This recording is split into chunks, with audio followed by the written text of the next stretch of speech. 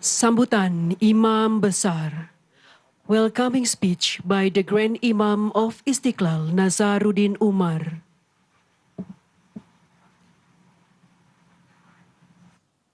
Bismillahirrahmanirrahim.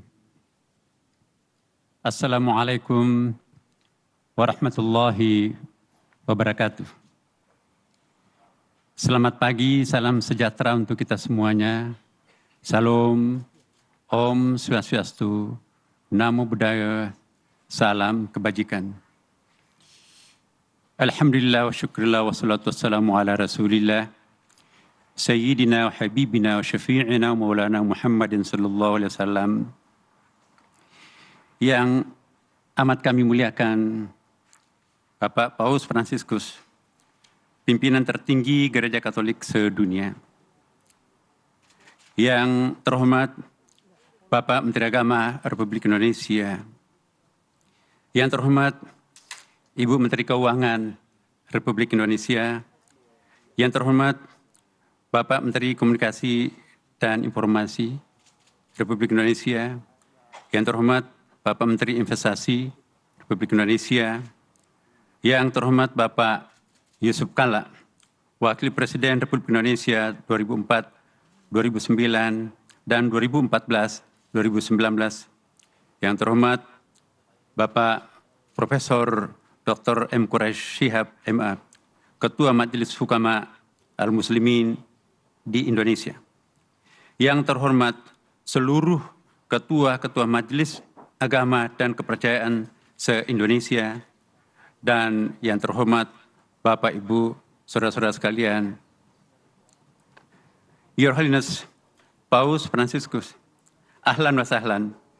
Salam hormat dan selamat datang kami ucapkan.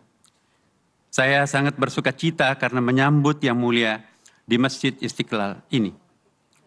Puji syukur kami panjatkan kehadirat Allah Subhanahu wa taala yang memberikan nikmat dan kesempatan kepada kita semua untuk berkumpul di pagi yang cerah ini dalam rangka interreligious meeting yang dihadiri oleh Your Holiness Paus Fransiskus, pemimpin tertinggi Gereja Katolik sedunia. Sebagai umat manusia dan umat beragama, kita semua pasti mendambakan kehidupan damai, tentram dan harmoni di tengah keberagaman masyarakat dunia dan dengan lingkungan alam yang seimbang. Akan tetapi, pada kenyataannya, saudara-saudara kita di berbagai belahan dunia ini masih banyak menderita karena konflik. Kita juga saat ini sedang menghadapi krisis lingkungan, perubahan iklim, pemanasan global, dan masalah lingkungan lainnya yang mengancam kehidupan kita.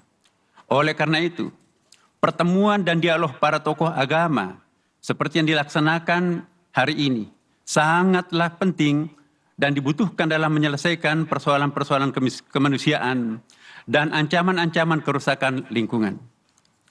Masjid Istiqlal didirikan sejak tahun 1961 oleh Presiden Soekarno dan diresmikan pada tahun 1978 oleh Presiden Soeharto. Setelah memenangkan sayembara arsitek Mr. Silaban, seorang warga negara Indonesia, saudara kita dari umat Kristiani, membangun masjid ini dengan visi besar dan telah banyak melakukan terobosan untuk menciptakan harmoni kehidupan bangsa Indonesia dan juga dunia.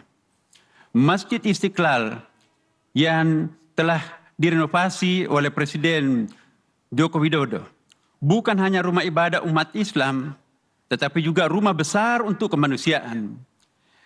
Kita berprinsip bahwa humanity is only one. Sehingga peran pemberdayaan umat difokuskan pada basis kemanusiaan dan harmoni kehidupan. Semenjak saya bertugas sebagai imam besar Masjid Istiqlal, saya telah menegaskan bahwa Masjid Istiqlal bukan hanya rumah ibadah bagi kita umat Islam, tetapi juga sekaligus rumah besar bagi kemanusiaan. Kita berharap dan berprinsip bahwa tadi humanity is only one, maka siapapun boleh masuk dan mendapatkan manfaat dari Masjid Istiqlal. Tentu saja dengan ketentuan dan adat istiadat yang berlaku di lingkungan Masjid Istiqlal ini. Siapapun boleh masuk untuk mencari kebaikan bagi umat manusia melalui masjid ini.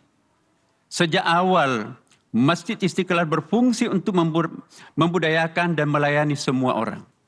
Hadirin yang berbahagia, di samping acara-acara ritual keagamaan Islam, Masjid Istiqlal juga secara reguler melaksanakan kegiatan interfaith, interculture, diplomatic activities, dan lainnya.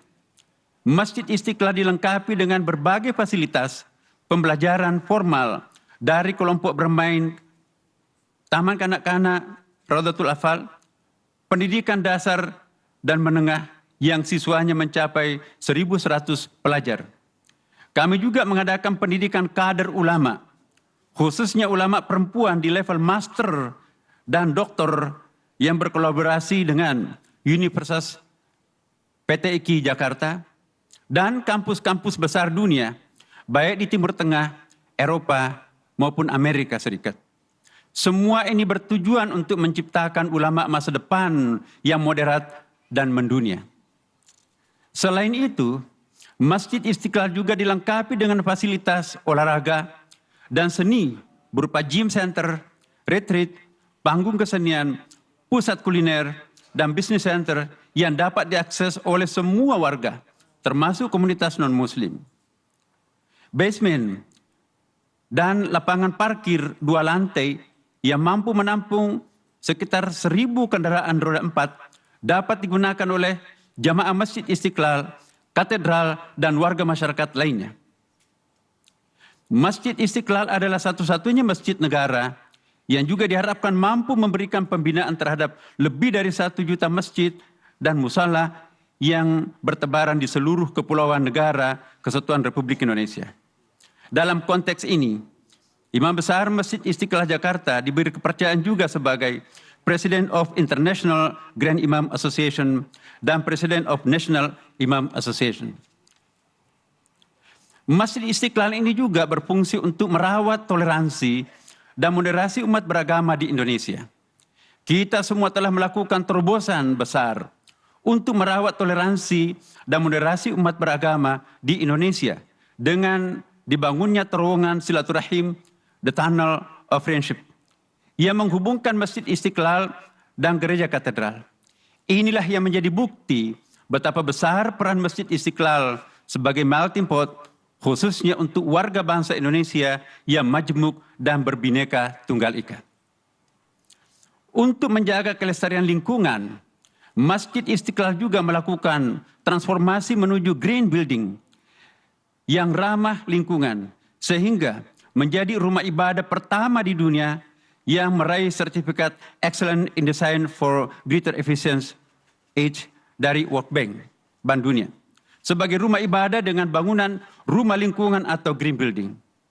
Hadirin yang berbahagia, kami menyampaikan bahwa kehadiran Your Holiness Paus Fransiskus di masjid terbesar di Asia Tenggara ini, atau terbesar ketiga setelah Masjid Haram di Mekah dan masjid di Madinah, tentu saja memberikan kehormatan besar kepada kami semua, segenap warga bangsa Indonesia. Kami sangat berbahagia bahwa Bapak Paus memberikan apresiasi kepada bangsa dan komunitas kami dengan mengunjungi negara dan tempat suci kami, kebanggaan kami di Istiqlal ini. Insya Allah, pesan dan cita-cita yang disampaikan oleh Your Holiness Paus Fransiskus tentu akan menambah semangat kita semua untuk menyuarakan harmoni di antara kita semua. Semoga Tuhan yang Maha Kuasa memberkahi kita semuanya. Terima kasih. Wassalamualaikum warahmatullahi wabarakatuh.